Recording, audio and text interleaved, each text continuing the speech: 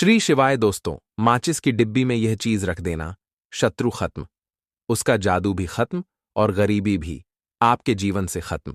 शुरू से घर में गरीबी हो, पैसा ना टिकता हो, कर्ज हो और चाहे आपके 1000 शत्रु हों, लाख शत्रु हों या करोड़ ही शत्रु क्यों ना हो, सिर्फ माचिस की डिब्बी में एक छोटी सी चीज आपको रखनी है और जीवन से हमेशा के लिए शत्रु की छुट्टी हो जाएगी। मतलब चाहे आपके गुप्त शत्रु हो या फिर वह शत्रु जिन्हें आप जानते हैं ऐसे दुश्मन जिन्होंने आपको परेशान कर रखा है, तो ऐसा समझ लीजिए अब माचिस की डब्बी आपके जीवन से शत्रुओं को दूर कर देगी। ऐसा अचूक और ऐसा उत्तम उपाय हम आपके लिए लेकर आए हैं कि इस उपाय को करते ही आपके शत्रुओं की बैंड बच जाएगी, शत्रु की सारी ताकत खत्म हो जाएगी, शत्रु कुछ करने के लायक नहीं बचेंगे। आज जो आपको अपनी ताकत दिखा रहे हैं, आपसे दुश्मनी रहे हैं, बिना गलती के भी अगर आपके साथ बुरा कर रहे हैं, ऐसा समझ लीजिए आज से उनकी उल्टी गिनती शुरू हो जाएगी जब से आप इस उपाय को कर लेंगे। शत्रु मुक्ति का इतना अचूक उपाय आपके लिए लेकर आए हैं कि इस उपाय को करने से शत्रु पूरी तरह परास्त भी हो जाएंगे और कभी जीवन में लौट कर नहीं आएंगे। मतलब गलती नहीं करेंगे आपको परेशान करने की, आपको कष्ट देने की या आप ऊपर किया कराया करवाने की। और अगर उन्होंने कुछ करवा रखा होगा, जैसे बहुत सारे जो लोग होते हैं जो शत्रु होते हैं, वो तांत्रिकों के पास, बहुत सारे लोगों के पास जाकर कुछ इस तरह का किया कराया करवा देते हैं कि व्यक्ति को हर तरफ से बर्बाद कर देते हैं। लेकिन आप विश्वास मानिए, जो उपाय हम आपके लिए लेकर आए हैं, इस उपाय को करने से आपके जीवन से शत्रु की छुट्टी भी होकर रहेगी और फिर कभी शत्रु को परेशान नहीं कर पाएंगे। इस उपाय को करने में आपका कोई 1 रुपया नहीं लगने वाला है, सिर्फ और सिर्फ आपको माचिस से यह उपाय करना है। और माचिस तो हर किसी के घर में होती है और माचिस से ही आप अपने शत्रुओं को, अपने दुश्मनों को अपने जीवन से निकालकर बिल्कुल दूर कर सकते हैं। कभी आपको शत्रु परेशान नहीं करेंगे। जब माचिस का छोटा सा उपाय आप करेंगे, आपको माचिस में बस एक चीज रखनी है। कौन सी चीज कैसे रखनी है, किस दिन यह उपाय आपको करना है, पूरा आपको वीडियो में बताने वाले हैं। लेकिन उससे पहले आपको लगाना है जयकारा। देखिए, जयकारा सबसे पहले इसलिए लगा दीजिए क्योंकि जैसे ही जयकारा लगाते हैं, बालाजी महाराज के कृपा सीधे सीधे आपको मिलती है। तो पूरी सच्ची श्रद्धा से जय श्री राम या जय बालाजी महाराज जरूर लिख दें, जिससे कि बालाजी महाराज का आशीर्वाद आपको और आपके पूरे परिवार को मिलता रहे। क्योंकि इनका आशीर्वाद जिन्हें मिलता है ना, का उनका अहित नहीं होता, उनका हमेशा कल्याण ही होता है। इसीलिए और वीडियो को लाइक, चैनल को सब्सक्राइब जरूर कर ले, क्योंकि बालाजी महाराज के आशीर्वाद से आपकी समस्या के हल आपको मिलते हैं। यह वीडियो आप तक पहुंचती है, उपाय आप तक पहुंचते हैं, उन्हीं का आशीर्वाद है। तो उनका आशीर्वाद बना रहे और हमेशा आपके घर में धन, सुख, समृद्धि आए, ऐसी कृपा बालाजी महाराज आप पर करें। तो चलिए जल्दी से बात कर लेते हैं उपाय की। देखिए, उपाय स्त्री भी कर सकती है, पुरुष भी कर सकते हैं। यह उपाय आप किसी भी दिन कर सकते हैं, ठीक है ना। बुधवार का दिन है, शनिवार का दिन है, रविवार का दिन है, अमावस्या के दिन भी आप इस उपाय को कर सकते हैं। तो कहने का मतलब है किसी भी दिन आप इस उपाय को कर सकते हैं, क्योंकि यह एक टोटका है और टोटके किसी भी दिन आप कर सकते हैं, ठीक है ना। गुप्त शत्रु के लिए भी कर सकते हैं और जिन लोगों को आप जानते हैं कि यह व्यक्ति मेरा मेरा दुश्मन है, उसके लिए भी आप यह उपाय कर सकते हैं। किस समय करना है? सुबह, शाम, दोपहर, किसी भी समय यह उपाय आप कर सकते हैं। तो चलिए बात कर लेते हैं उपाय की। देखिए, जयकारा नहीं लगाया हो तो जल्दी से जयकारा लगा दीजिए। सबसे पहले आपको एक माचिस लेनी है, माचिस की पूरी डब्बी लेनी है। माचिस भरी हुई होनी चाहिए, तीली उसके अंदर हो। खाली माचिस बिल्कुल आपको नहीं लेनी है, भरी हुई माचिस लेनी है। साथ ही साथ एक छोटा सा कागज आपको लेना है। कागज ऐसा ले जिस पर कोई लाइन ना हो, कुछ लिखा हुआ ना हो, सिंपल कागज, सफेद रंग का। साथ ही साथ आपको क्या करना है, काले रंग का एक पेन भी लेना है।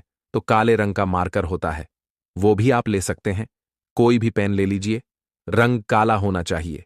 अब आपको क्या करना है, जो कागज आपने लिया है, ठीक है ना, उस कागज के ऊपर आपको अपने शत्रु का नाम लिखना है। अगर का नाम पता है तो मान लीजिए, शत्रु का नाम पता ही नहीं है, या शत्रु बहुत हैं या गुप्त शत्रु हैं जिनके बारे में आप जानते ही नहीं। क्योंकि देखिए, गुप्त शत्रु का कोई पता नहीं लगा सकता, बहुत सारे कम ऐसे लोग हैं जिन्हें पता होता है कि हाँ गुप्त शत्रु हैं, हमारे यह पता लग जाता है। किसी तरीके से आधे से ज्यादा केस में गुप्त शत्रु के बारे में पता ही नहीं चलता है। इसलिए आप नाम ना लिखकर शत्रु या गुप्त शत्रु लिखेंगे। पर्ची पर तो आपको ज्यादा लाभ होगा। इससे क्या होगा, आपके जितने भी शत्रु हैं, न 2 हैं, 3 हैं, 4 हैं, 1000 हैं, कितने भी हैं, सभी परास्त हो जाएंगे और सभी आपके जीवन से दूर हो जाएंगे। मतलब उनकी पूरी ताकत खत्म हो जाएगी, कुछ आपका नहीं बिगाड़ पाएंगे। तो कोशिश वह कितनी भी कर ले कि आपका नुकसान करना है, धनहानि करनी है, व्यापार खराब करना है, लेकिन सिर्फ कर कुछ नहीं पाएंगे। तो देखिए, पर्ची पर आपको नाम लिख लेना है, या फिर नाम ना लिखकर आप शत्रु लिखें तो ज्यादा उत्तम है। शत्रु लिख लिया, अब उस पर्ची को आपको फोल्ड कर लेना है, ठीक है ना, मोड़कर उसे बंद कर लेना है। पर्ची को अब जो माचिस है आपके पास, उस माचिस के अंदर इस पर्ची को, इस सफेद रंग के कागज को जिस पर आपने शत्रु लिखा है, उस पर्ची को आपको रख लेना है। रख लिया, अब इस माचिस को आपको बंद करके अपने पास रख लेना है। माचिस खोलकर ही उसके अंदर आपको पर्ची रखनी है। और फिर माचिस को 24 घंटे तक, कितने घंटे, 24 घंटे यानी 24 आवर, 24 घंटे आपको उस माचिस को अपने पास रखना है। देखिए, जब 24 घंटे हो जाएंगे, उसके बाद आपको क्या करना है। 24 घंटे में आप सोचे कि रात में आप सो रहे हैं, तो क्या माचिस को बाहर निकाल कर रखना है? नहीं, सोते समय भी उस माचिस की डिब्बी को अपने पास रखना है, ठीक है ना। अपनी पॉकेट में आप रख सकते हैं, तकिया के पास रख सकते हैं, कहीं भी रखिए, रखना अपने पास। जब 24 घंटे हो जाएंगे, उसके बाद अगले दिन आपको क्या करना है कि सुबह उठना है। जो भी आप काम करते हैं वह काम कर लीजिए।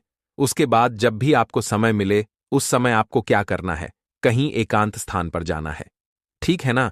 आप किसी ऐसे स्थान पर भी जा सकते हैं जहां पानी भरा होता है, इकट्ठा हो जाता है, ऐसे स्थान पर भी जा सकते हैं, या ऐसे स्थान पर चले जाइए जो बिल्कुल एकांत, जहां कोई आता जाता ना हो।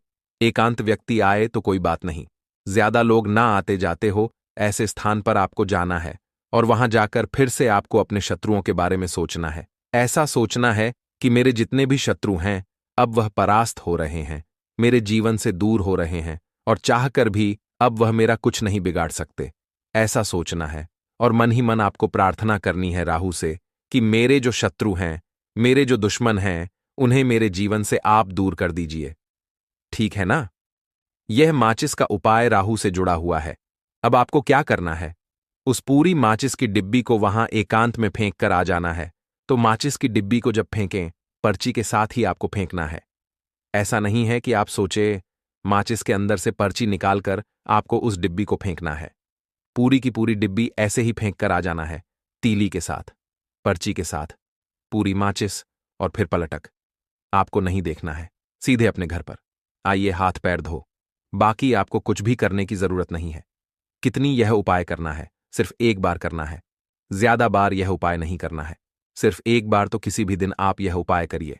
शत्रु 1 हो, 2 हो, लाख हो, 1000 हो, करोड़ ही क्यों ना हो, आपके जीवन से दूर हो जाएंगे और कभी आपको परेशान नहीं कर पाएंगे। तो बहुत उत्तम, बहुत अचूक उपाय है, करिए और रातों रात इसका चमत्कार देखिए। देखिए, यह उपाय स्त्री पुरुष कोई भी कर सकता है। किस समय करना है, सुबह में, दोपहर, कभी भी इस उपाय को आप कर सकते हैं, किसी भी दिन कर सकते, ठीक है ना। बाकी कुछ भी आपको पूछना हो, आप कमेंट सेक्शन में पूछ सकते हैं। बाकी बालाजी महाराज का जयकारा जरूर लगाइए, उनका आशीर्वाद आपको मिलता रहेगा। उनका आशीर्वाद जिन्हें मिलता है, उनका हमेशा कल्याण ही होता है, और कभी उन्हें शत्रु परेशान नहीं कर पाते हैं। अगर आप यहां तक वीडियो देख चुके हैं तो आपको बता दूं, आगे बताए जाने वाले उपाय इतने लाभकारी है, जिस किसी ने भी किए उसको 100% लाभ हासिल हुआ है। तो चलिए, साधारण जीवन में इस्तेमाल होने वाली वस्तुओं के कुछ धन प्राप्ति उपाय भी बताते हैं। ही तरह घर में और भी कुछ चीजें हैं जो आपके वास्तु दोष का कारण बनती है और आपकी परेशानी की वजह बनती है। तो आइए पहले जान लें, क्या आपको अपने घर में वास्तु दोष के बारे में कैसे पता लगता है और किस तरह से आप बड़ी ही आसानी से इसे कर सकते हैं। दोस्तों, वास्तुशास्त्र के अनुसार किसी भी घर में वास्तु दोष होने से सुख, शांति और पारिवारिक उन्नति में बाधा पैदा होती है। वास्तु दोष के कारण पनपने वाली नकारात्मक ऊर्जा से व्यक्ति के भाग्य पर बुरा असर पड़ता है। साथ ही घर के लोगों को कई तरह की परेशानियों का सामना करना पड़ता है।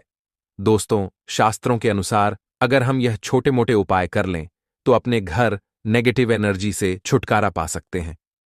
तो आइए जानते हैं, लेकिन उससे पहले दोस्त आपसे रिक्वेस्ट है कि वीडियो को लाइक करें, अपने दोस्तों के साथ शेयर करें और अगर आपने अभी तक चैनल को सब्सक्राइब नहीं किया तो सब्सक्राइब करके बेल आइकॉन जरूर प्रेस कर लें। दोस्तों, नंबर 1, जीवन में तरक्की पाने के लिए रोज पहली रोटी गाय को दें, पीपल को जल चढ़ाएं और चींटियों को मिला आटा दें, तांबे के लोटे में जल अवलाल चंदन मिलाकर रात को अपने सर के पास रखकर सो जाए, सुबह उस जल को तुलसी को चढ़ा दें। ऐसा करने से आपकी परेशानियां धीरे धीरे दूर हो जाएंगी। नंबर 2, वास्तु के मुताबिक अगर आपके घर में तिजोरी है और आप उसके सामने शीशा लगा दें तो इससे धन में बरकत होती है। व्यापारी लोग अपने कैश बॉक्स के सामने शीशा लगाएं, इससे आपके ग्राहक बढ़ेंगे। दोस्तों, 3 झाड़ू पोछा कभी भी खुले में नहीं रखना चाहिए, इन्हें हमेशा छिपाकर रखना चाहिए और झाड़ू कभी भी रसोई में नहीं रखनी चाहिए। नंबर 4, शौचालय का दरवाजा हमेशा बंद होना चाहिए। माना जाता है कि घर की नकारात्मक ऊर्जा शौचालय में ही बात करती है। ऐसे में अगर शौचालय का दरवाजा खुला रहता है तो नकारात्मक ऊर्जा आपके घर में प्रवेश करती है। नंबर घर में सुख शांति के लिए कपूर को घी में डूबा कर सुबह शाम जलाना चाहिए। इससे घर में वास्तु दोष भी कम होता है और रह रहे सदस्यों के जीवन की परेशानियां दूर होती हैं। दोस्तों, नंबर 6, दुर्घटना से बचने के लिए शाम को हनुमान चालीसा के बाद कपूर जरूर जलाना चाहिए। नंबर 7, घर में जिस जगह वास्तु दोष हो वहां कपूर की 2 टकियां रखें, खत्म हो जाने के बाद वहां दोबारा इसे रखें। नंबर 8, अस्त के बाद कभी भी किसी को दूध दही या प्याज नहीं देना चाहिए, यह भाग्य में बाधक भी बन सकता है। नंबर 9, घर के मुख्य द्वार पर कड़ादान कभी भी न रखें। नंबर 10, घर में टूटा हुआ शीशा कभी भी नहीं होना चाहिए। नंबर 11, अच्छे भाग्य के लिए सुबह नहाते समय पानी में थोड़ा सा कपूर का तेल मिलाएं। शनिवार को चमेली का तेल भी मिला सकते हैं। नंबर 12, लक्ष्मी की कृपा पाने के लिए रोज रात को रसोई अच्छी तरह से साफ करके चांदी की कटोरी में कपूर और लौंग जलाएं। यह प्रक्रिया रोज की जाए तो घर में बरकत बनी रहती है और मां लक्ष्मी जल्द ही ऐसे घर से आकर्षित होती है। ऐसे घरों से नकारात्मकता हमेशा दूर रहती है। दोस्तों, नंबर 13, घर के सोने वाले कमरे में पौधे नहीं लगानी चाहिए, इससे आपके ऊपर नकारात्मक असर हावी हो सकता है। नंबर 14, घर में पौधे लगाते समय पानी में सेंधा नमक डालें। सादे नमक का भी आप उपयोग कर सकते हैं, लेकिन दोस्तों ज्यादा फलदायी होता है। आपको शुभ फल जल्द ही हासिल होंगे। दोस्तों, घड़ी की सही दिशा आपके जीवन को भी सही रास्ता दिखाने में मदद कर सकती है। के अलावा कैलेंडर को किस जगह लगाना चाहिए और किस जगह पर नहीं, यह भी हम जानेंगे। सबसे पहली बात जिसकी हम बात करेंगे वह है दोस्तों घड़ी का आकार, यानी घड़ी की शेख। दोस्तों, शास्त्र के अनुसार गोलाकार की घड़ी या अंडाकार घड़ी सबसे उत्तम मानी जाती है, पर आजकल देखा जा रहा है कि बाजार में कई तरह की घड़ियां मौजूद हैं जिसमें घर के सदस्य या भगवान की तस्वीरें और फोटो भी लगी होती हैं। लेकिन दोस्तों, आपको बता दें कि घड़ी के साथ तस्वीरें लगाना बिल्कुल भी सही नहीं है। इससे आपके घर के सदस्यों के जीवन पर समय का असर देखने को मिल सकता है और की तस्वीर घड़ी में बिल्कुल भी नहीं लगानी चाहिए, क्योंकि भगवान की तस्वीर को रोज धूप दीप अगरबत्ती और पूजन की आवश्यकता होती है और घड़ी तो कई महीनों तक धूल में पड़ी रहती है। इससे भगवान का अपमान होता है और यह शुभ नहीं माना जाता। हो सके तो घड़ी का आकार गोल और अंडाकार ही पसंद है। घड़ी का गोल या अंडाकार बोना हमारी पृथ्वी के आकार को दर्शाता है, जो को और घड़ी में नुकीले कौन होते हैं और वास्तु के अनुसार नुकीली चीजें नकारात्मक ऊर्जा का संचार करती है।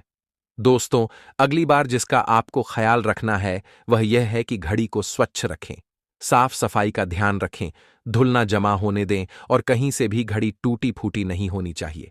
दोस्तों, जैसा कि हम सभी चाहते हैं कि हमारे जीवन में सब अच्छा और बेहतर होता रहे, तो उसके लिए हम खुद को संवारे रखते हैं, नए कपड़े और नए आभूषण पहनते हैं। उसी तरह अपने घर की घड़ी को स्वच्छ और नए जैसा ही रखना चाहिए। यह कहीं से भी टूटी फूटी नहीं होनी चाहिए। समय समय पर घड़ी पर छड़ी धूल और जालों को साफ करते रहे, जिससे आपका भाग्य भी धुंधला नहीं पड़ेगा। दोस्तों, कई घरों में आदत होती है कि पुरानी गाड़ी को बनवाकर ही चलाते रहते हैं। एक जगह नई घड़ी आई तो पुरानी किसी और जगह लगा देते हैं। कृपया ध्यान रखें, घर में पुरानी या फिर टूटी हुई या धूल छड़ी हुई और बंद गाड़ी तो बिल्कुल भी ना रखें। क्यों? इससे घर में नकारात्मकता और दरिद्रता का वास होने लगता है। बंद पड़ी घड़ी को घर में रखने से व्यक्ति के जीवन में नए अवसर नहीं आते और वह अपने कार्य में सफलता हासिल नहीं कर पाता। अगली बार जिसका आपको ध्यान रखना है वह है घड़ी की सही दिशा। घड़ी को कभी भी दक्षिण दिशा में नहीं लगाना चाहिए। दक्षिण दिशा यमलोक की दिशा मानी जाती है। काल का अंतिम चक्र यहीं से शुरू होता है। इसीलिए वास्तुशास्त्र में इस दिशा को घड़ी के लिए अशुभ माना गया है। घर में घड़ी को उत्तर दिशा, पूर्व दिशा या पश्चिम दिशा में आप लगा सकते हैं, लेकिन ध्यान रखें कि घड़ी को कभी भी मुख्य द्वार, कमरे के दरवाजे या आने जाने के लिए उपयोग किए जाने वाले दरवाजे के ऊपर कभी भी नहीं लगाना चाहिए। इससे समय का असर आपके आने जाने की गति और दिनचर्या पर पड़ सकता है। दोस्तों, घड़ी के साथ कैलेंडर का भी ध्यान रखें। जहां घड़ी समय का चिन्ह है, तो वहीं कैलेंडर उससे जुड़ी तारीखों का लेखा जोखा बताता है। कैलेंडर को पूर्वी और उत्तरी दिशा की दीवार पर कभी भी नहीं लगाना चाहिए। यह इससे वास्तु दोष उत्पन्न होता है। और कृपया करके अपने घरों में नए कैलेंडर के साथ पुराना कैलेंडर कभी भी ना लगाएं। दोस्तों, घड़ी और कैलेंडर दोनों ही आने वाले समय के सूचक हैं, जो आगे बढ़ने की प्रेरणा देते हैं। उन्हें समय के अनुसार ही लगाना चाहिए। इस बात का हमेशा ध्यान रखें कि घड़ी का समय हमेशा सही होना चाहिए। बहुत से लोगों की आदत होती है घड़ी का समय आगे या पीछे रखते हैं, तो यह गलती आप ना करें। समय हमेशा सही रखें।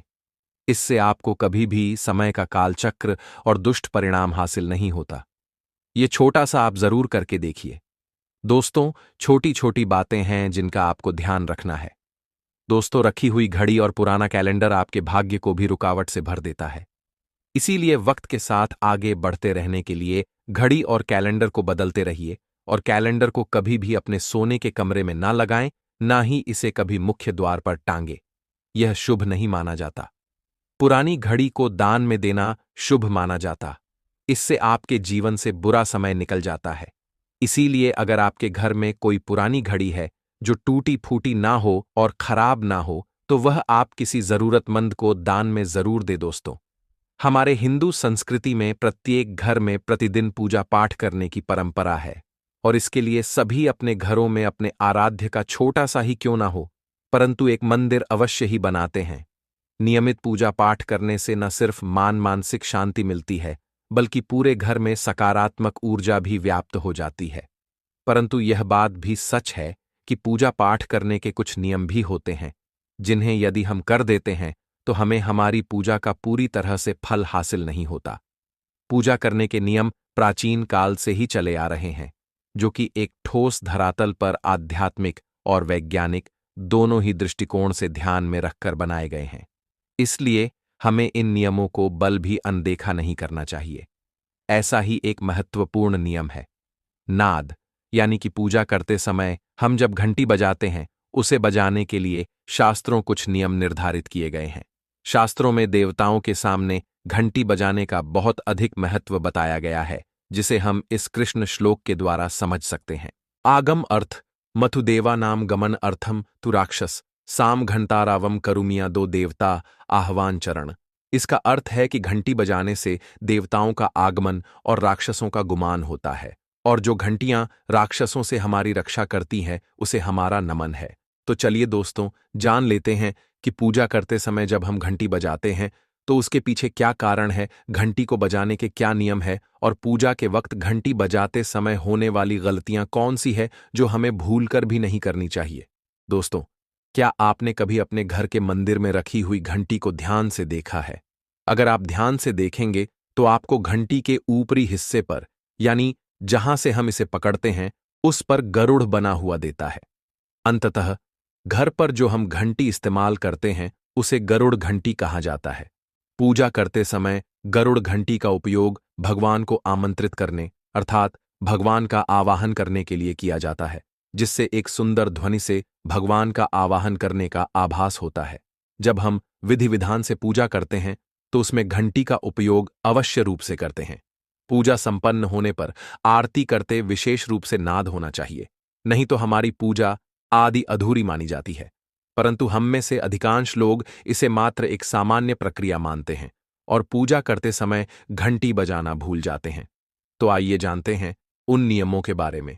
मतलब आज की वीडियो पूरी तरह से आपके प्रश्नों पर आधारित है, जिनका उत्तर मैं आपको शास्त्रों के अनुसार देने का पूरा प्रयास करूंगा। तो वीडियो को पूरा जरूर देखें और अगर आपको आज की वीडियो अच्छी लगे तो इसे लाइक जरूर कीजिए। जय मां लक्ष्मी आपके इस वीडियो को जो भी लाइक और चैनल को सब्सक्राइब करें, उसके जीवन में कभी भी धन की कमी ना होने देना। दोस्तों, हमारे प्राचीन शास्त्र की मान्यता है कि सृष्टि के निर्माण के समय सबसे पहले जो बड़ी सी ध्वनि निकली थी वह घंटी की आवाज के समान सुनाई दी थी। घंटी की ध्वनि में ओम का नाद का भी आभास होता है, इसलिए घंटी को ईश्वर की आवाज मानते हुए पूजा में स्थान मिला है। इसलिए घंटी का कभी भी अपमान न करें और जिस तरह से देवी देवता की पूजा की जाती है वैसे ही घंटे की भी पूजा करनी चाहिए। दूसरी बात, घंटी को प्रणाम करके ही उसे बजाना चाहिए। बिना प्रणाम किए घंटी बजाना अच्छा नहीं समझा जाता। दोस्तों, आपने अक्सर यह महसूस किया होगा कि पूजा करते समय जैसे ही घंटी बजाई जाती है तो पूरे घर के साथ साथ संपूर्ण वातावरण शुद्ध और पवित्र सा हो जाता है और चारों ओर सकारात्मकता फैल जाती है। परंतु यदि हम नियमों को नजरअंदाज कर देते हैं तो हमें इसका संपूर्ण फल नहीं मिल पाता है। दोस्तों, अधिकतर लोग पूजा संपन्न होने पर सिर्फ आरती के समय ही घंटी बजाते हैं, परंतु यह भी ध्यान रखें कि भगवान को जल अर्पण करते समय, धूप दीप लगाते समय, नैवेद्य अर्पण करते समय नाथ करना चाहिए। ऐसा करने से हमारी पूजा संपन्न मानी जाती है। दोस्तों, घंटी बजाते समय भगवान का नाम अथवा आरती अवश्य बोलनी चाहिए। 1 या 2 मिनट ना हो, परंतु प्रतिदिन सुबह शाम घर में घंटी अवश्य बजानी चाहिए। यदि आपको अपने घर में या अपने आप में नकारात्मकता महसूस हो तो आप थोड़ी देर के लिए भगवान के सामने घंटी अवश्य बजाए, सारी नकारात्मकता नष्ट हो जाएगी। दोस्तों, पूजा घर में शनि महाराज एकांत विरह, उदासीनता और वैराग्य के देवता माने जाते हैं, जबकि गृहस्थी को चलाने के लिए राग, प्रेम एवं भौतिक चीजों की जरूरत होती है। इसलिए शनि की मूर्ति को घर में नहीं लाना चाहिए। दोस्तों, सबसे पहली बात, दीपक और धूपदान की भारत की परंपरा मिट्टी से जुड़ी हुई है। इसीलिए मंदिर में पारंपरिक मिट्टी का दीपक अवश्य होना चाहिए। अगर आप मिट्टी का दीपक नहीं रख सकते हैं तो धातु के दीपक का उपयोग करें। अगर भगवान में आपकी आस्था ज्यादा हो तो आप उपला रखकर गुड़ और घी का धूप भी दे सकते हैं। ऐसा करने से घर में सुख शांति बनी रहती है। दूसरी चीज, घर के मंदिर में स्वास्तिक अवश्य होना चाहिए। या तो आप इसे बना लें, क्योंकि स्वस्तिक आपके घर की शक्ति, सौभाग्य, समृद्धि और शुभता का प्रतीक समझा जाता है। यही मुख्य कारण है कि कोई भी शुभ कार्य करने से पहले स्वस्तिक का चिन्ह अवश्य बनाया जाता है। तीसरी चीज है कलश। भगवान श्री कृष्ण कह, कलश सुख और समृद्धि का प्रतीक है। अपने मंदिर में रोली कुमकुम से स्वस्तिक बनाकर उस पर मंगल कलश अवश्य रखें। ऐसा करने से घर में सदैव समृद्धि बनी रहती है और की हासिल होती है। चौथी चीज, बहुत ही कम लोग जानते हैं कि शंख की उत्पत्ति समुद्र से निकले 14 रत्नों के साथ हुई थी। इसी कारण से शंख महालक्ष्मी को अत्यंत प्रिय है। शंख की ध्वनि से सकारात्मक ऊर्जा का भी संचार होता है, इसीलिए मंदिर में शंख अवश्य होना चाहिए। शंख के घर में उपस्थिति से मां लक्ष्मी भी प्रसन्न होती है और उस घर में कभी भी धन की कमी महसूस नहीं होती। पांचवी चीज, मंदिर में आपने घंटी देखी होगी, क्योंकि घंटी को शुभ समझा जाता है। इसीलिए जब जब घर के मंदिर में घंटी की आवाज होती है वहां का वातावरण शुद्ध और पवित्र बनता है। जिस घर में पूजा के दौरान घंटी बजाई जाती है उस घर के आसपास की सभी नकारात्मक शक्तियां दूर हो जाती हैं और साथ ही सुख समृद्धि के द्वार खुलने लगते हैं। तो यह है वे वस्तुएं जिन्हें घर के मंदिर में जरूर रखनी चाहिए। आइए अब जान लेते हैं कि घर के कौन सी चीजें कभी नहीं रखनी चाहिए। सबसे पहली चीज, गणेश जी की मूर्ति। घर में कभी भी गणेश जी की मूर्ति 3 अथवा 5 ऐसी विषम संख्या में ना रखें। अपने मंदिर में गणेश जी की सिर्फ 2 मूर्तियां रखें, इसे शुभ समझा जाता है। अगर आप अपने मंगल की कामना करते हैं